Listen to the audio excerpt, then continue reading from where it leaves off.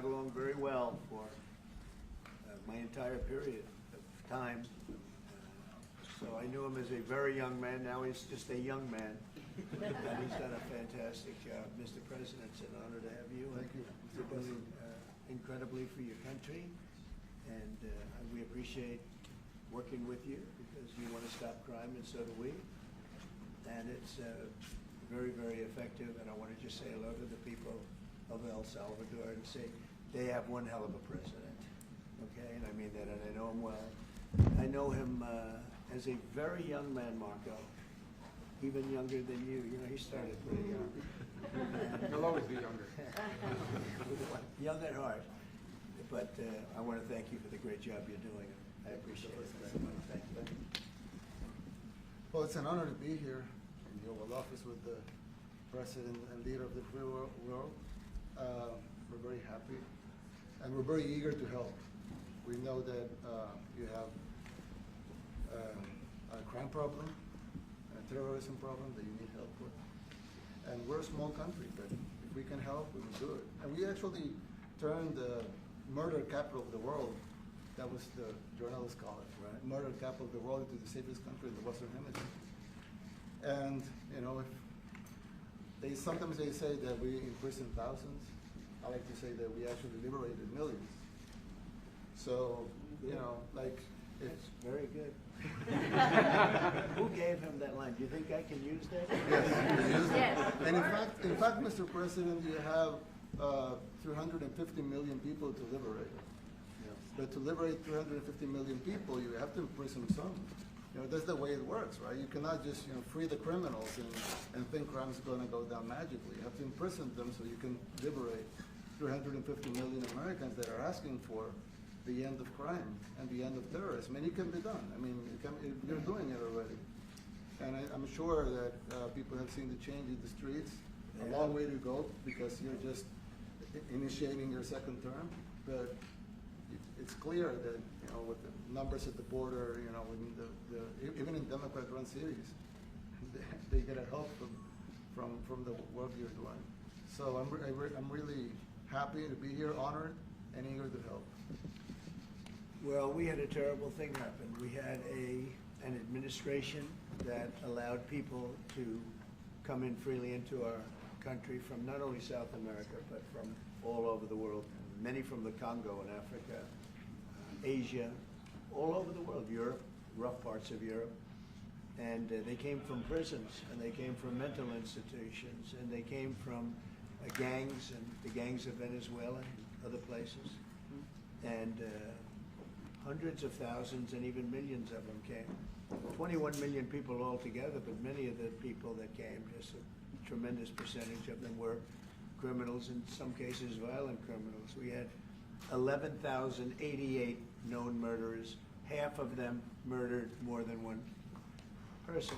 This was allowed by a man who, what he did to our country is just unbelievable. So we're straightening it out, we're getting them out. But what they did and what that party did to our country, open borders, anybody could come in. As soon as I heard that, I said, every prison's going to be emptied out into our country. That's what happened. And we're straightening it out. And we just had numbers. We had the highest recruiting numbers in the history of our country going into police departments. And a year ago, we had the lowest numbers. You couldn't hire a biggest change. Yeah. Nobody's From ever the seen. lowest to the highest. And the military now, Marines, the Army, Air Force, Coast Guard, every slot is, I mean, we have the best numbers we've ever had. We call it recruitment numbers. And we've never had anything like it. We had records on at every single level. But very important, the policemen. The policemen are joining forces now that we're having a hard time with policemen because we weren't protecting our police. Yeah. And we cherish our police. The police are great, and the firemen and everybody else. But we have the highest numbers that we've ever had, the most enthusiasm. Great enthusiasm, and on trade and other things, we're doing great. We're taking in billions and billions of dollars. We made, 2 weeks ago, I gave them a little bit of a pause because, you know, you have to show a little flexibility. But we go back to what we have to do. The markets have been very strong once they got used to it. But we were losing $2 billion a day There's no company big like this. This is the biggest deal ever made. Now we're making $3 billion a day. We're a great country, but we had stupid people running this country, and I can say it.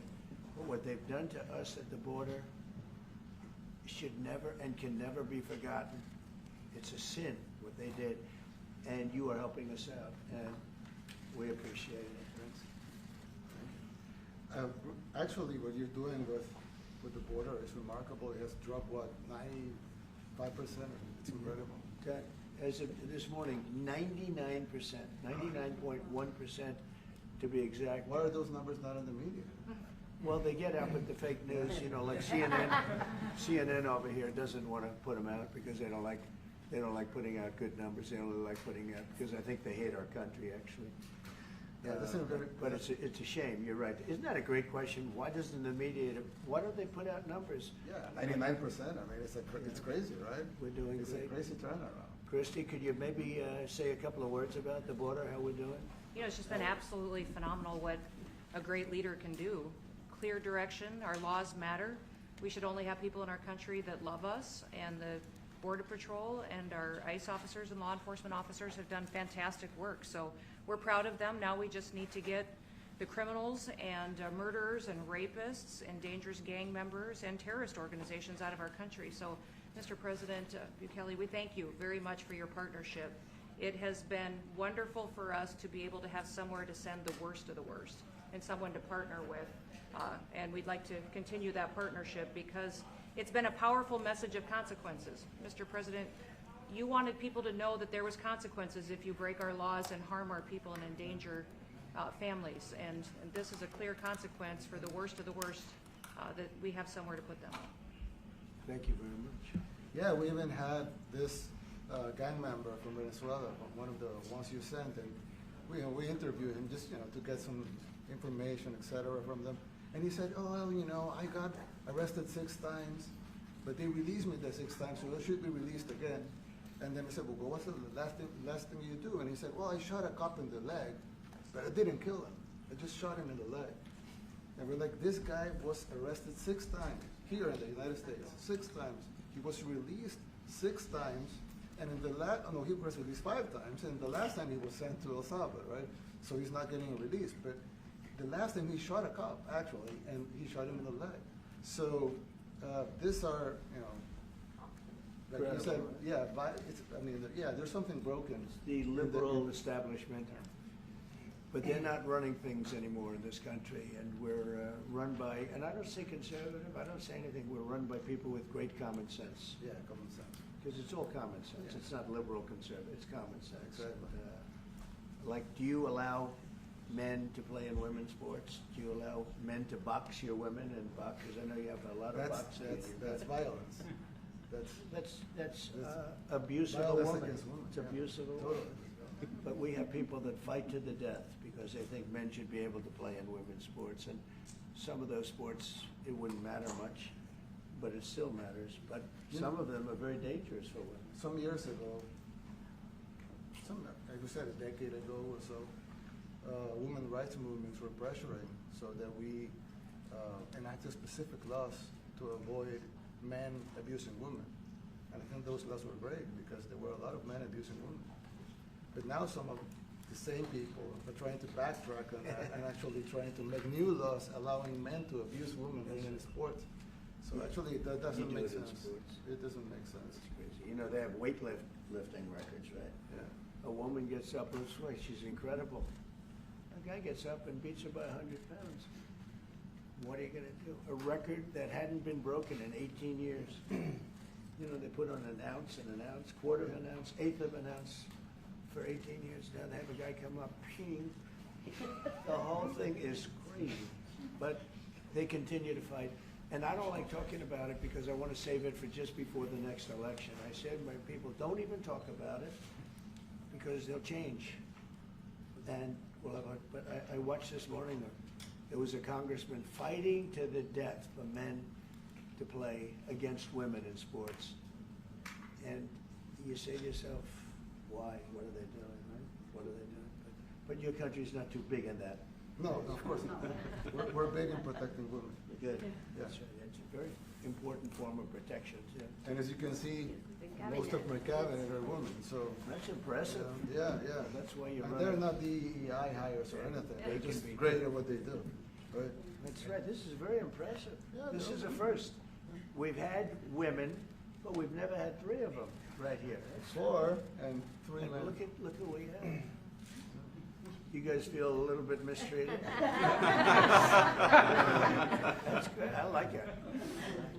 We've been advanced, I've been very advanced in that regard too. We have Pam, who's been so Yes, I know. fantastic. Christie. Christy, and the most powerful woman they say I anywhere. know, exactly. She's rated. They're all afraid of her. Susie Wells, they say, oh, she's tough. Yeah. Most powerful woman in the world, according to magazines. What do I know? Yes. But I think she probably is. Yeah, she probably is. You know, she probably is. Congratulations. And you know, Stephen has done such a great job. We have great people. Very famous too. But we love working with him. He really lets them have it, right? Yeah, exactly. There's no games. No. It's very good. He knows. Do you have any questions, please? President Trump? No, let's not start Mr. with President. CNN because they're just so Mr. President. wrong. Yeah, please. Yeah, thank you, Mr. President. You repeatedly mentioned last night that Russia's attack on Ukraine was a mistake. What is the exact mistake? And have you given Putin a deadline to actually move toward a ceasefire? The mistake was letting the war happen. If Biden were competent, and if Zelensky were competent, and I don't know that he is, we had a rough session with this guy over here. He just kept asking for more and more. That war should have never been allowed to happen. That war, I went 4 years and Putin wouldn't even bring it up. And as soon as the election was rigged and I wasn't here, that war started. There was no way that war should have been allowed to happen. And Biden should have stopped it, and you take a look at Putin. I'm not saying anybody's an angel, but I will tell you, I went 4 years and it wasn't even a question. He would never, and I told him, don't do it. You're not going to do it. And it was the apple of his eye, but there was no way that he would have done it. All you had to do is lower oil prices. If you lowered oil prices, Biden kept the prices so high because he made it impossible to get it. If you lowered oil prices, you would have never had the war. But you wouldn't have had it with me anyway. That war would have never happened. And I think it's a great abuse. So now what do? You get a country where 25% of its land is gone, and the best locations, where millions of people are killed. You know, you haven't reported accurately the death. And this was Biden's war, and I'm trying to stop it. And I think we're going to do a good job. I hope we're going to do it. They lose 2,500 young people a week, think on average. Now they're Russians and they're Ukrainians, but it's 2,000, we don't care, it's like whatever it is. They're not from your country, they're not from mine, but I want to stop it. 2,500, it's a killing field. It's like the Civil War. You take a look, I look at the satellite pictures. This should not be happening in our time. Of course, our time can be pretty violent, as we know. But that's a war that should have never been allowed to start. And Biden could have stopped it, and Zelensky could have stopped it, and Putin should have never started it. Everybody's to blame. Have you spoken to President Zelensky, sir, about his offer to purchase more Patriot missile batteries? Oh, I don't know. He's always looking to purchase missiles, you know. He's against, listen, when you start a war, you got to know that you can win the war, right? You don't start a war against somebody that's 20 times your size and then hope that people give you some missiles. If we didn't give them what we gave, remember, I gave them javelins. That's how they won their first big battle with the tanks that got stuck in the mud, and they took them out with javelins. They have an expression that Obama at the time, Obama gave them sheets and Trump gave them javelins. But just something that should have never happened. It's a really shame. The towns are destroyed. Towns and cities are, you know, largely destroyed. They have the spires, you know, the beautiful spires that go up. They say they were the most beautiful in the world in Ukraine for whatever reason, but the most beautiful in the world, they're mostly laying on their side, shattered and broken. And most importantly, you have millions of people dead. Millions of people dead because of 3 people. I would say 3 people. Let's say Putin, number 1, but let's say Biden, who had no idea what the hell he was doing. number 2, and Zelensky. And all I can do is try and stop it. That's all I want to do. I want to stop the killing. And I think we're doing well in that regard. I think you'll have some very good proposals very soon. Last question, sir. Have you attributed a motive, sir? Have you attributed a motive through the FBI investigation behind the attack on Governor Josh Shapiro over the weekend? No, I haven't, but the attacker was not a fan of Trump, I understand, just from what I read and from what I've been told. The attacker basically wasn't a fan of anybody. It's probably just a whack job. And certainly a thing like that cannot be allowed to happen. So good relation with President Bukele, the best guarantee that this time you won't terminate the temporary I have protected a status? great relationship with this man. nationals of El Salvador? I have the best relationship with him. We've known each other. I've known him since he was a very young man, as I said, very, very young, and I was impressed. I said, look at this guy is, in fact, you sort of look like a teenager. You look like a teenager. I said, what I kind don't of know a if that's country good or is bad, this? Mr. President. He grew up well in the last 5 years. Do you support the extension for nationals of El Salvador under temporary support protected him. status? Do you plan to ask him? Presidente Bukele. Presidente Bukele. Let's hear the question from this very low-rated anchor at CB. Thank you, at President. Presidente Do you Bukele. plan to ask President Low Bukele rated. to help return the man who your administration says was mistakenly Which one is that? deported? The man who was mistakenly deported to El Salvador? Well, let me ask Pam, would you answer that question? Sure, President. First and foremost, he was illegally in our country. He had been illegally in our country. And in 2019, 2 courts, an immigration court and an appellate immigration court, ruled that he was a member of MS-13 and he was illegally in our country. Right now, it was additional paperwork had needed to be done. That's up to El Salvador if they want to return him. That's not up to us. The Supreme Court ruled, President, that if, as El Salvador wants to return him, this is international matters, foreign affairs, if they wanted to return him, we would facilitate it, meaning provide a plane. So will you return him, And President Bukele? you are doing a great job. Thank you. ¿Usted estaría dispuesto Stephen a Miller, retornar wait a al minute. presidente Can you Bukele? just also respond to that question? Because, you know, it's asked by CNN, and they always ask it with a slant, because they're totally slanted, because they don't know what's happening. That's why nobody's watching them. But would you answer that question also, please? Yes, gladly. So, as Pam mentioned, there's an illegal alien from El Salvador. So, with respect to you, he's a citizen of El Salvador. So, it's very arrogant even for American media to suggest that we would even tell El Salvador how to handle their own citizens as a starting point. As 2 immigration courts found that he was a member of MS-13. When President Trump declared MS-13 to be a foreign terrorist organization, that meant that he was no longer eligible under federal law, which I'm sure you know, you're very familiar with the INA, that he was no longer eligible for any form of immigration relief in the United States. So we had a deportation order that was valid, which meant that under our law, he's not even allowed to be present in the United States and had to be returned because of the foreign terrorist designation. This issue was then, by a district court judge, completely inverted, and a district court judge tried to tell the administration that they had to kidnap a citizen of El Salvador and fly him back here. That issue was raised to the Supreme Court, and the Supreme Court said the district court order was unlawful, and its main components were reversed 9-0 unanimously, stating clearly that neither Secretary of State nor the President could be compelled by anybody to forcibly retrieve a citizen of El Salvador from El Salvador, who again is a member of MS-13, which, as I'm sure you understand, rapes little girls, murders women, murders children, is engaged in the most barbaric activities in the world, and I can promise you if he was your neighbor, you would move right away. So you don't plan But to the ask for Supreme him Court to is get him asking back? to, And that- what was the ruling Facilitate- in the Supreme Court, Steve? Was it 9-0? Yes, it was a 9-0 In our favor? in our favor against the district court ruling, saying that no district court has the power to compel the foreign policy function of the United States.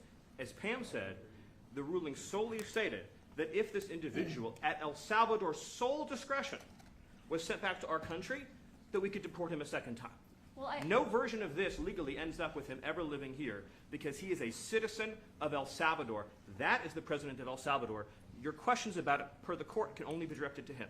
I asked ¿Usted lo President liberaría, Bukele, Presidente what is Bukele? your- can President Bukele weigh in on this? Do you plan to return him? Well, I'm suppose you're not suggesting that I smuggle a terrorist into the United States, right? It's I mean, always how can I smuggle, how can I return him to the United States? Like, I smuggle him into the United States, or what do I do? Of course, I'm not gonna do it.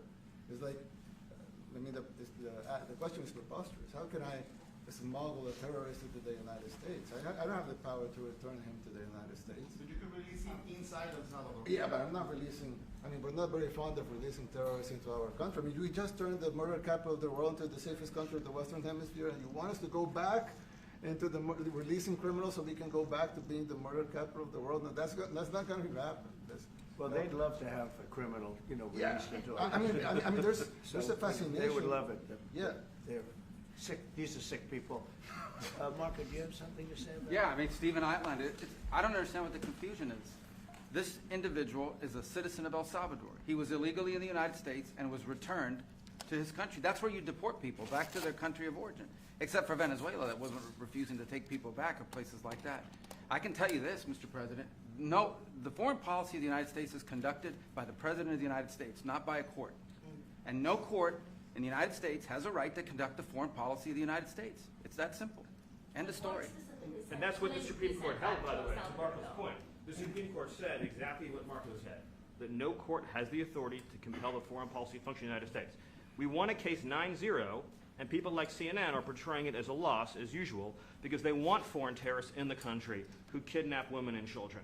But President Trump, his policy is foreign terrorists that are here illegally get expelled from the country, which, by the way, is a 90-10 issue. Well, Mr. President, you said that if the Supreme Court said someone needed to be returned, that you would abide by that. You said that on Air Force One just a few days ago. And they said that it must be facilitated. Why don't you just say, isn't it wonderful that we're keeping criminals out of our country? Why can't you just say that? Why do you go over and over, and that's why nobody watches you anymore. You have no credibility. Please, go ahead. President Trump, thank you so much. How many illegal criminals are you planning on exporting to El Salvador? And President Bukele, how many are you willing to take from the U.S.? As many as possible. And I just asked the president, it's this massive complex that he built, jail complex. I said, can you build some more of them, please? As many as we can get out of our country that were allowed in here by incompetent Joe Biden through open borders. Open borders. You probably hear open borders and you can't even understand it because nobody can understand it. Nobody smart or with common sense can understand it. So we have millions of people that should not be in this country that are dangerous. Not just people, because we have people, but we have millions of people that are murderers, drug dealers. They've been allowed to come into our country by other countries that were very smart. When they heard that this very low IQ president, and by the way, I took my cognitive exam as part of my physical exam, and I got the highest mark, and one of the doctors said, sir, I've never seen anybody get that kind of, that was the highest mark. I hope you're happy with that, although they haven't been bugging me too much to take a cognitive, but I did do my physical and it was released. I hope you're all happy with it. I notice there's no question, so probably you are. But the cognitive, they said to me, sir, would you like to take a cognitive test? I said, did Biden take one? No. Did anybody take one? No, not too many people took them. I said, what about Obama? Did he take one? No, he didn't take one either. I said, let me be the only one to take one. But I've actually taken them 3 times already. I like taking them because they're not too tough for me to take. But we had a great physical exam, so I know you're going to ask that. And the doctors who are total professionals, Walter Reed Medical Center, they're great people. And I visited a soldier that was badly wounded, incredible soldier, lost his leg, and spent a lot of time with him. I mean, great with his mother. And it was really a very great thing. They do a phenomenal job. I just want to say, Walter Reed, I was there for, 5-6 hours. You were there with me. But I took a full physical, and it came out perfecto, so that's good. That means you've got me for a little longer. Would the U.S. be willing to pay for those facilities to be opened if new ones were going to be built? I'd do something. We'd help them out, yeah. We help them. They're great facilities, very strong facilities, and they don't play games. I'd like to go a step further. I mean, I said it to Pam. I don't know what the laws are. We always have to obey the laws, but we also have homegrown criminals that push people into subways. that hit elderly ladies on the back of the head with a baseball bat when they're not looking, that are absolute monsters. I'd like to include them in the group of people to get them out of the country, but you'll have to be looking at the laws on that, Steve, okay? How essential is it for you guys to be locking up these prisoners? And do you think more presidents should follow suit like you guys as far as taking a hard stance on crime here in the United States? Well, I do. I think everybody has to. I mean, the president said it better than anybody. He said, you know, you have liberty and you have to have liberty, but to have liberty, not everybody is gonna be good. And, you know, some are bad because they're sick. They're mentally deranged, they're bad. Why do you think Then you have to take them, if you're gonna have a country, you're gonna have to take those people out. And we've been doing that. But this was like an unforced error, they would call it, where we had people that may hate our country, or maybe they're just stupid people. I think they're probably stupid people more so. A lot of people said they did it for the vote. But I did better with Hispanic people than they did, because they always use Hispanic. I did better. You people love me. I saw my poll numbers in your country up through the roof, right? 91%. Some people think they do it for the vote. But they don't have to do it for the vote. They cheat, you know, they're professional cheaters. That's about the only thing they do well. So we just have had a great relationship, and it's become bigger because of a strange thing that happened. You know, I came back. We had no war in Ukraine. We had no war we had no October 7th Middle East problem. We had nothing. We had no inflation. We didn't have the Afghanistan most embarrassing moment in the history of our country. The Afghanistan, not withdrawing, because I would have been out. You know, I had it all set to bring people out with dignity and pride. That was the worst, most embarrassing moment in the history of our country, Afghanistan. We didn't have any of that. You wouldn't have had the war with Russia, Ukraine. You wouldn't have had the Middle East problem because Iran was broke. They had no money because we had secondary sanctions on and lots of other sanctions. And now every single thing, got a problem with Iran, but I'll solve that problem. That's almost an easy one. We got to solve a war that should have never started, Ukraine and Russia, and we'll get that solved. And we have to solve problems, and we already solved inflation. You know, if you look at the numbers are incredible, actually. Stock market's up, and we're not letting other countries take advantage of this country like they have for the last 40 years. So thank you very much. You have a question, please? Yes, Mr. President, thank you so much. You scored another major investment win this morning when NVIDIA pledged to build its AI supercomputer, the first time ever, right here in the United States. Thank you. That's a question I like. That's true. What is your reaction to this announcement, sir, and how will this positively benefit Americans across the entire country? Well, it's one of the biggest announcements you'll ever hear, because NVIDIA, as you know, controls that almost the entire sector, which is one of the most important sectors in the world, between chips and semiconductors and everything else. And they're the biggest. And the other biggest we already have coming in is spending $300 billion, as you know. They announced 2 weeks ago. But NVIDIA is so highly respected.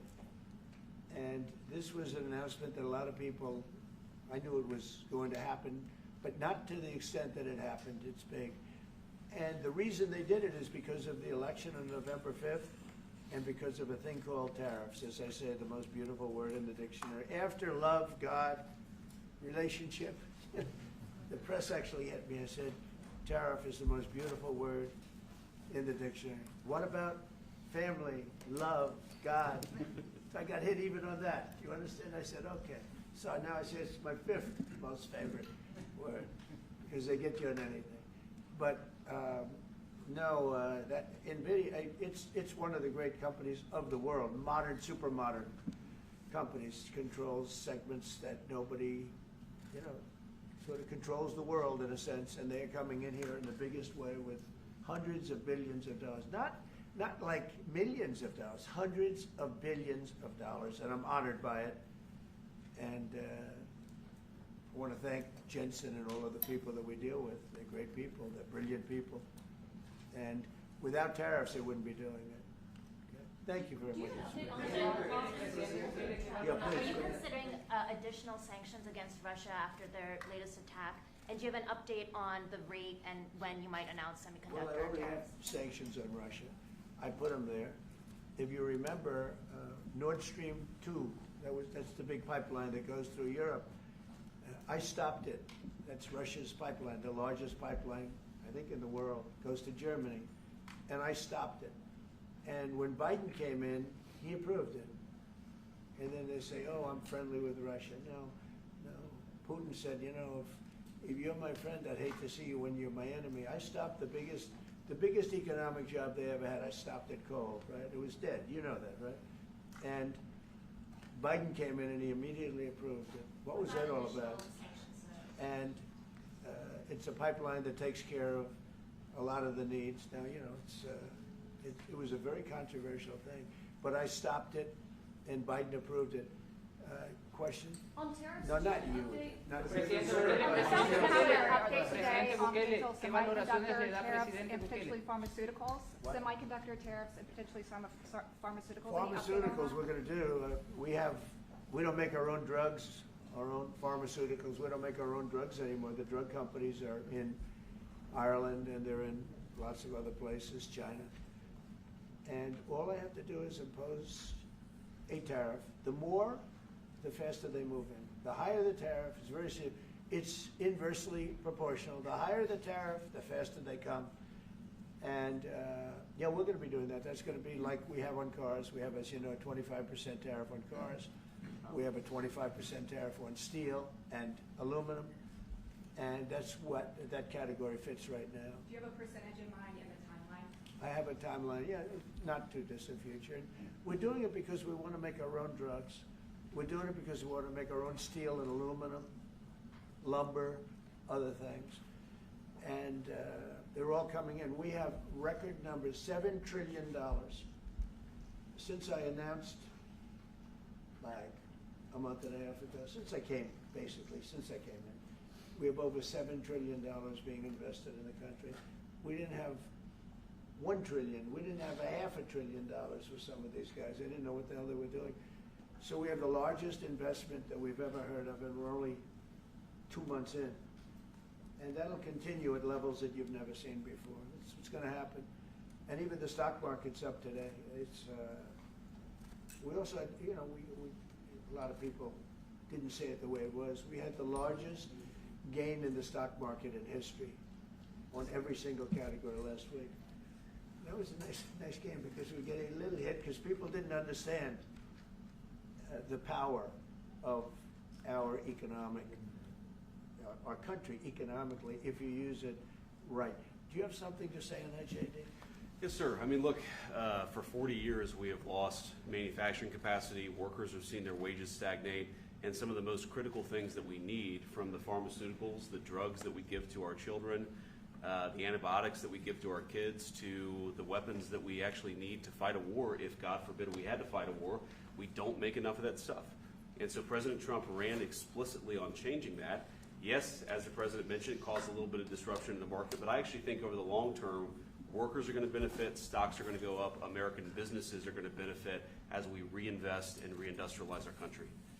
And the auto workers and the Teamsters and all of the unions, you know, not traditionally Republican, but I'm winning those unions by, we're up 40, 50 points on the Democrats. They're losing everything. They're losing everything because they just have policies that are not believable. They fight for policies that are 5% popular, and nobody knows who the 5% are. I mean, nobody can find the 5%. But if you go back to Ohio, and by the way, we have the great championship team from Ohio coming in today, right? Very big day. And that's going to be a little bit later. And that'll be, if you want to stick around, I'll introduce you to some nice people. You'll see some very large people, right? You'll see some people that even you have not seen people like this. These are big, these are 6'7", 380 pounds with no fat. Okay, that's pretty good, right? But the team, the national championship team, is being honored today at the White House, so that'll be exciting. If you're around, you want to stay around, I'll have you up there. You can tell them all about your prison, how you have to behave. Okay. Businesses want clarity. How Who else? temporary are those exemptions on electronics? Go ahead, please. Yeah, you said yesterday that you're making a decision on Iran very quickly. What do you mean by that? Is that a decision to strike Iran? They have to solve Or? their problem very quickly. Iran wants to deal with us, but they don't know how. They really don't know how. We had a meeting with them on Saturday. We have another meeting scheduled next Saturday. I said, that's a long time. You know, that's a long time. So I think they might be tapping us along. But Iran has to get rid of the concept of a nuclear weapon. They cannot have a nuclear weapon. He can't have a nuclear weapon. Nobody can have, we can't have anybody having nuclear weapons, you know? We can't have nuclear weapons. And I think they're tapping us along because we're so used to dealing with stupid people in this country. And I had Iran perfect. You had no attacks. You would have never had October 7th in Israel, the attack by Hamas, because Iran was broke. They were stone cold broke when I was president. And I don't want to do it. I want them to be a rich, great nation. The only thing is, one thing, simple. It's really simple. They can't have a nuclear weapon. And they got to go fast because they're fairly close to having one. And they're not going to have one. And if we have to do something very harsh, we'll do it. And I'm not doing it for us, I'm doing it for the world. And these are radicalized people, and they cannot have a nuclear weapon. Does that include a potential strike on Iranian nuclear facilities? Of course it does. And just a follow-up question, a clarification. You mentioned that you're open to deporting individuals that aren't foreign aliens but are criminals to El Salvador. Does that include potentially U.S. citizens fully naturalized American? If they're criminals and if they hit people with baseball bats over their head that happen to be 90 years old, and if they rape 87-year-old women in Coney Island, Brooklyn, yeah, that includes them. What, do you think there's a special category of person? They're as bad as anybody that comes in. We have bad ones too. And I'm all for it because we can do things with the president for less money and have great security. And we have a huge prison population. We have a huge number of prisons, and then we have the private prisons, and some are operated well, I guess, and some aren't. But he does a great job with that. We have others that we're negotiating with too. But no, if it's a homegrown criminal, I have no problem. Now, we're studying the laws right now. Pam is studying. If we can do that, that's good. And I'm talking about violent people. I'm talking about really bad people. Really bad people. Every bit as bad as the ones coming in. And I made the statement when I heard about this a long time ago now, 4 years ago. When I heard that this guy was having open borders, I said every single criminal from all over the world is going to be dumped into our country. And that's what happened. Jails. The jails of the Congo were emptied out. The jails of Venezuela were emptied out. And you know what happened? Their crime went way down. But now Venezuela has other problems. You know what the problem is? They have no money. Yeah. Because I shut off their oil, and we put secondary tariffs because they're not doing what's right over there. They know what to do. We spoke to them. I spoke to them. They know what to do. But they have no money. Venezuela has no money. But Iran had no money. And Iran behaved so beautifully. And then Biden took all those secondary tariffs on. I told China, you can't buy oil. If you buy oil from Iran, China, I told it to President Xi, then we no longer want you to do business with the United States of America. And those ships disappeared from that harbor so quickly. China. Get along great with China. Are the talks with Iran productive? Do you want to continue that? The talks with Iran, do you believe those are productive? Do you want to continue that? I think Iran could be a great country as long as it doesn't have nuclear weapons. If they have nuclear weapons, they'll never get a chance to be a great country. They will never get a chance. It won't even come close. Sir, on tariffs. Yeah. Yeah, thank you. Yesterday you mentioned short-lived product exemptions. Which specific products are you considering, and how long is short-lived? Weeks, months? I'm looking at something to help some of the car companies where they're switching to parts that were made in Canada, Mexico, and other places, and they need a little bit of time because they're going to make them here, but they need a little bit of time. So I'm talking about things like that. What about any Apple products, other cell phones? look, I'm a very flexible person. I don't change my mind, but I'm flexible. And you have to be. You just can't have a wall and you'll only go, no, sometimes you have to go around it, under it, or above it. There'll be maybe things coming up. I speak to Tim Cook. I helped Tim Cook recently and that whole business. You know, I don't want to hurt anybody. But the end result is we're going to get to the position of greatness for our country. We're the greatest economic power in the world if we're smart. If we're not smart, we're going to hurt our country very badly. We lost with China over the Biden years trillions of dollars on trade, trillions of dollars. And he let them fleece us. And we can't do that anymore. And you know what? I don't blame China at all. I don't blame President Xi. I like him. He likes me. I mean, you know, who knows? Who the hell cares? Do you have any updates on talks But you know with what? China? What? Do you have any updates with talks with China? You know, let me just tell you this. I don't blame China. I don't blame Vietnam. I see their meeting today. Is that wonderful? That's a lovely meeting. They're meeting, like trying to figure out how do we screw the United States of America. Don't forget, the European Union was formed to do just that. The European Union was formed to hurt the United States and on trade. And they get us on NATO because they don't pay their bills. But now, since I got involved, they have been paying their bills. I took in over $600 billion for NATO. Nobody took in anything. I mean, they were all delinquent. They had 8 nations out of 28 paid their bills. The rest of them were way delinquent. And I said, if you don't pay your bills, we're not going to protect you anymore. And the money poured in over 600. The Secretary General last week made that statement. He said, I've never seen anything like it. We couldn't get anybody to pay because the United States was footing the bill for NATO. Well, we got hurt there, and we got hurt on trade, likewise, European Union. And they've got to come to the table. And they're trying to. They're trying to. But the European Union has taken terrible advantage. They don't take our food products. They don't take our cars. We have millions of their cars, BMW, Volkswagen, Mercedes-Benz, many others. They come in by the millions. They don't take, there are no Chevrolets in Munich, I can tell you that. I said to Angela Merkel when she was there, as she was letting millions of people infiltrate Germany, which was not so good from, we would call them illegal immigrants, but she made them legal. But I said to her, and I get along with her very well, I said, how many Chevrolets do we have in Munich or Frankfurt? Why, none, Donald, none. I said, you're right. And yet we take in millions and millions of cars. No, those days are over. Okay, thank you very much, everybody. Thank you, guys. Thank you, guys. Head on the floor. Thank you, guys. Mr. President, can you comment on the FTC's case against Mark?